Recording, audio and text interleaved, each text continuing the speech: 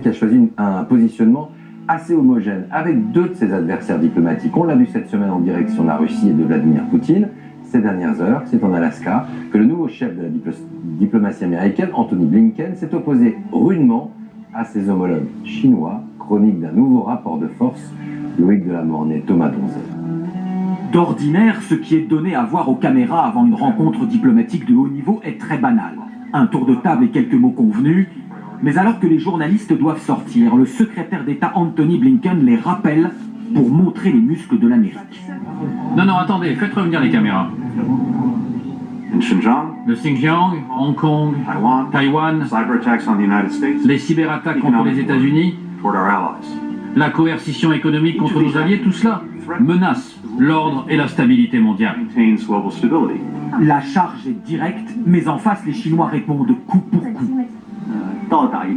Les USA ne représentent pas l'opinion internationale. Et l'Occident ne représente pas le monde non plus. Et en matière de cyberattaque, tant sur la capacité d'en lancer que sur la technologie, les États-Unis sont les champions.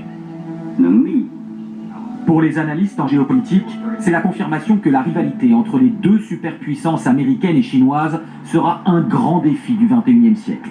On voit une continuité avec l'administration précédente, l'administration Trump, qui avait mis la confrontation avec Beijing au centre de ses préoccupations. Et on voit que c'est un sujet qui reste central pour l'administration Biden.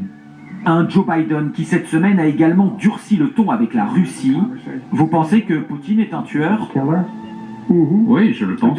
S'attirant cette réplique de Vladimir Poutine. Comme on disait en cours d'école, c'est celui qui le dit qu'il est. Avec la Chine, il y a bien des relents de guerre froide. Mais contrairement à ce qu'il s'est passé avec l'URSS puis la Russie, les États-Unis ont aujourd'hui de très forts liens économiques, une très forte interdépendance économique avec la Chine. C'est un intérêt commun puissant pour trouver des solutions. Arrêtons-nous maintenant.